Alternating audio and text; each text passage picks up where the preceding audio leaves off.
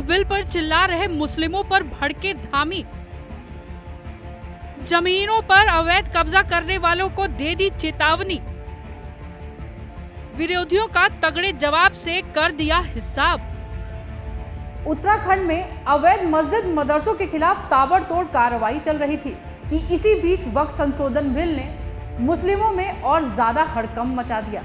वो मौलाना और ज्यादा परेशान हो गए जो उत्तराखंड में धामी सरकार के मदरसे पर एक्शन से बौखलाए हुए हैं। ऐसे में जैसे ही वक्फ संशोधन बिल आया वैसे ही पुष्कर सिंह धामी मैदान में आए। तुरंत विरोध को न सिर्फ कड़ा जवाब दिया बल्कि साफ साफ बता दिया वक्फ कानून से अब असली हिसाब होगा। तो क्या है पूरी रिपोर्ट, दिखाते हैं विस्तार से। नमस्कार, आप देख रहे हैं जनतंत्र टीवी, मैं हूं आपके साथ पल्लवी सिंह।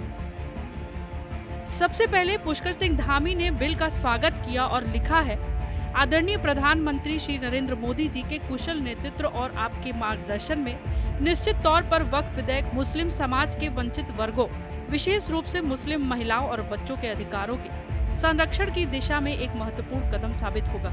इस ऐतिहासिक विधेयक के लिए समस्त प्रदेशवासियों की ओर से हार्दिक आभार और अभिनंदन। इसके साथ ही पुष्कर सिंह धामी ने इस बिल का विरोध करने वालों को सख्ती से आईना दिखाया, क्योंकि उत्तराखंड में बीते दिनों से अवैध मस्जिद और मदरसों की जांच की जा रही है और उन्हें पड़ताल के बाद सील किया जा रहा है। अभी तक 700 से ज्यादा अवैध मदरसों और मस्जिदों को सील किया जा चुका है, जिससे चंद मुस्लिम भड़के हुए हैं और सरकार को आंख दिखाने की कोशिश कर रहे हैं। ऐसे में विरोधियों की सीएम धामी चंद मिनटों में आईना दिखा दिया, बता दिया कि वक्फ बिल से आगे क्या क्या होगा।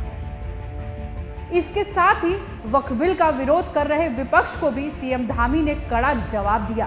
पलटवार करते हुए कहा कि विपक्ष तुष्टीकरण की राजनीति कर रहा है।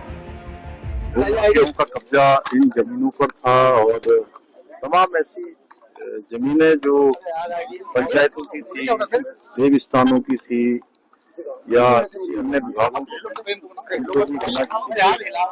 वक्फ में शामिल कर लिया जाता था।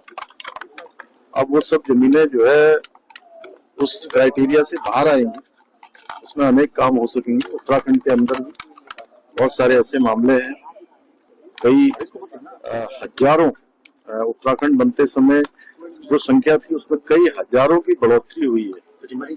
हम इसकी जांच करवाएंगे, इस पर काम करेंगे और जनहित के कामों को इस पर आगे बढ़ाएंगे। सारी जमीनें सरकार में आएंगी और जन उपयोग के काम आएंगे।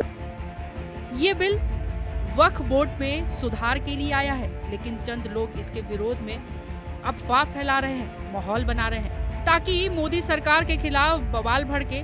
क्योंकि असलियत ये है कि वक्फ संशोधन आने से अब न सिर्फ बिचौलियों की दुकान पर ताला लग जाएगा, बल्कि वक्फ की आड़ में वक्फ की जमीन पर खेलने वाले मौलानाओं की पोल भी खुल जाएगी।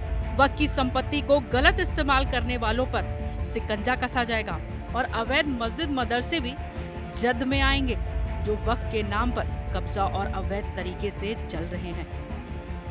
सबसे बड़ी बात तो ये है कि इस बिल से आम मुसलमान पर कोई फर्क नहीं पड़ेगा।